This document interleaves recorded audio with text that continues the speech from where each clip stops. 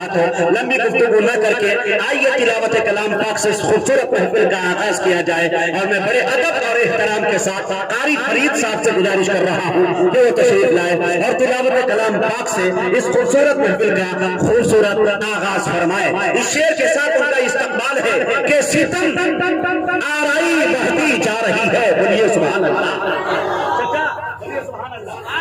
सितम आराई बढ़ती जा रही है, करम फरमाई बढ़ती जा रही है। कलामुल्लाह जब से पढ़ रहा हो मेरी बीनाई बढ़ती जा रही है।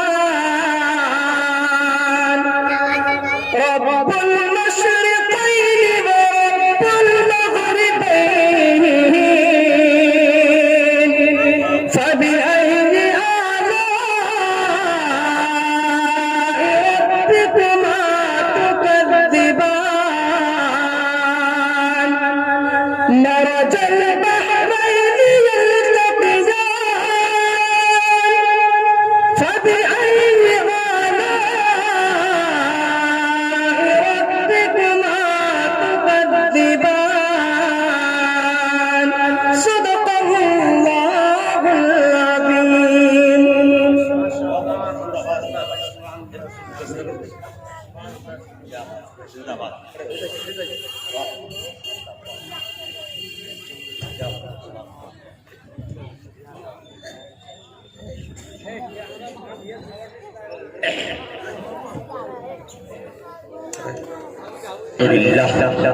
معزز سامعین، ابھی آپ کے درمیان دیکھیے قاری فرید صاحب لہن داؤدی سے سامعین کے قلب و جگر کے اندر مٹھاس پہنچا رہے تھے۔ ناظرین، پڑھنے کا خوبصورت انداز، ہر دل سے یہ آواز آ رہی تھی، یہ صدائیں بلند ہو رہی تھی، اے کاش کہ 2-4 گھنٹے یوں ہی یہ قرآن کریم کی تلاوت کرتے رہتے اور ہماری نیکیوں میں اضافہ ہوتا رہتا، ہمارے قلب کی صفائی ہوتی رہتی۔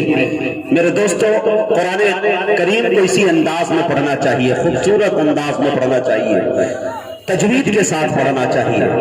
بڑا اچھا لگا میرے دوستو، اللہ تعالیٰ سے دعا کرتا ہوں کہ اللہ تعالیٰ انہیں دن دگنی رات چگنی ترقیات فرمائے اور ملک ہندوستان کے چنندہ قرہ میں ان کا نام سر فہرست کرائے۔ آئیے میرے دوستو، تلاوت کلام پاک سے اس خوبصورت محفل کا آغاز ہوا۔ محفل کو کامیابی کی ضمانت